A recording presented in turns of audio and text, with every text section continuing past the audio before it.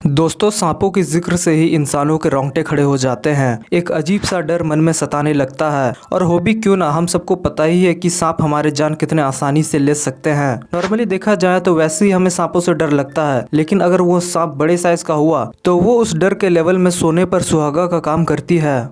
मगर फिर भी अगर आपसे पूछा जाए कि कौन सा सांप बड़ा, तो आखिर कितना बड़ा? जाहिर सी बात है, आपके मन में भी एनाकोंडा या पाइथन जैसे सांप ही आए होंगे।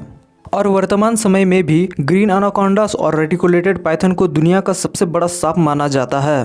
पर आप चौंक जाओगे ये जानकर कि ये सांप बच्चे समान है उसके सामने जिस सांप की आज हम बात करने वाले हैं। एक्चुअली दोस्तों, 2009 तक गाइगेंटोफिश को सबसे बड़ा सांप माना जाता था, जो कि एक प्री हिस्टोरिक समय का सांप था और सालों पहले ही विलुप्त हो चुका था। लेकिन होश तो सभी के तब उड़ गए जब 2009 में ही कोलंबिया में रिसर्चर्स के ग्रुप को एक ऐसे सांप की फॉसिल मिला जिसकी लेंथ 14 मीटर की थी। कार्बन डेटिंग से जब इसकी एज का पता लगाया गया तो पता चला कि ये लगभग 6 करोड़ सालों पुराने फॉसिल है। इस खोज ने हिस्ट्री को बदल दी। दुनिया का सबसे बड़ा सांप अब गाइगेंटोफिश नहीं रह गया था, क्योंकि इसकी साइज ही इतनी बड़ी थी, बिल्कुल टाइटैनिक शिप की तरह। इसका नाम भी कुछ वैसा ही रखा गया, टाइटेनोबोआ। टाइटेनोबोआ एक प्री हिस्टोरिक सांप का ब्रीड था जो कि पैलियोसिन एरा में एग्जिस्ट किया करता था, और अब ये ऑफिशियली कंसीडर्ड दुनिया का सबसे बड़ा सांप है जो कभी अर्थ में एग्जिस्ट किया करता हो। सबसे पहले तो इतने बड़े सांप की प्रजाति के बारे में जानकर ही सबके होश उड़ गए।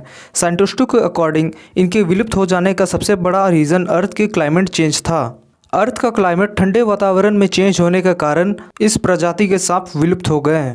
स्नेक्स एक्टोथर्मिक होते हैं, जिसके आसपास की सराउंडिंग्स की टेम्परेचर उनकी साइज और सर्वाइवल को भी इफेक्ट करती है। हाई टेम्परेचर भी एक बड़ा कारण हो सकती है इन सांपों के जाइगेंटिक साइज के पीछे।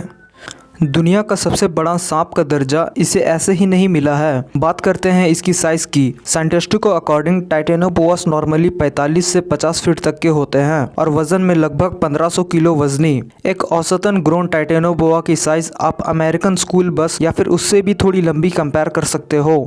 ये मॉन्स्टर्स पैलियोसिन एरा में राज किया करते थे और इतने बड़े साइज के सांपों की मेटाबॉलिक रेट और सर्वाइवल के लिए 30 डिग्री सेल्सियस से लेकर 34 डिग्री सेल्सियस टेम्परेचर की ज़रूरत होगी। टाइटेनोबोआ अपने शिकार एक ही बार में किया करते थे, जो कि लगभग साल भर तक उनके लिए इनफ होता था।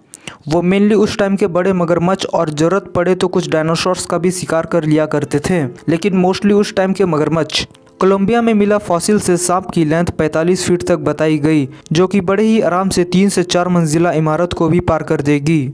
सांप के साइज के तौर पर ये स्टैट्स वैसे ही ऑलरेडी चौंका देने वाले थे, लेकिन सोचने वाली बात तो ये है कि ऐसा जरूरी तो नहीं कि कोलंबिया में पाया गया फॉसिल ही अब तक का सबसे बड़ा टाइटेनोबोआ हो। येट कई लोगों को बिलीव नहीं होता। गाइस, टाइटेनोबोआ की डिस्कवरी तक गाइगेंटोफिश को सबसे बड़ा सांप माना जाता था। किसी ने सोचा भी नहीं था कि इससे बड़ा सांप भी होगा अंटिल इट्स डिस्कवरी। लोग कैसे कंफर्म कर सकते हैं जब हमारा वर्ल्ड का इतना बड़ा हिस्सा अभी भी अनएक्सप्लोर्ड है? ऐसे में हु नोस की और कितने बड़े और चौंका देने वाले मॉन्स्टर्स एग्जिस्ट करते होंगे, जिसके बारे में अब तक ठोस सबूत ना मिलने के कारण कभी पता ही नहीं लग पाया। गाइस, पिछले 2 सालों में अर्थ का टेम्परेचर ग्लोबल वार्मिंग के कारण काफ़ी इंक्रीज हुआ है।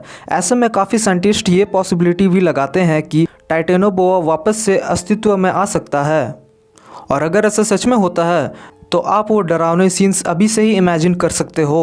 दोस्तों, इलॉन मस्क जैसे क्रांतिकारी इंसान की बदौलत आज हम इतनी दूर मार्स तक को एक्सप्लोर करने में जुटे हैं, जहाँ प्रैक्टिकली देखा जाए तो आज तक हम अपने अर्थ को ही अच्छे से एक्सप्लोर नहीं कर पाए हैं।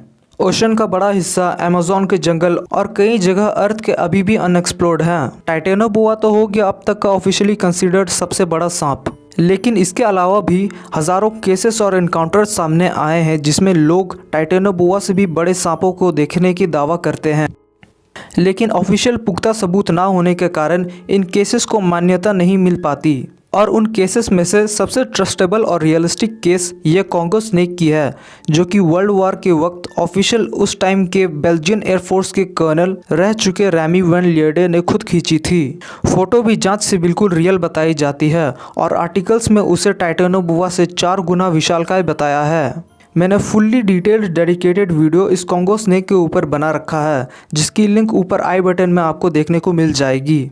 आप चाहें तो उसे भी जाकर चेकआउट कर सकते हैं। वीडियो पसंद आया हो तो लाइक किए बिना मत जाइएगा और चैनल को सब्सक्राइब जरूर कर लीजिएगा। अब तक के लिए इतना ही। Thanks for watching.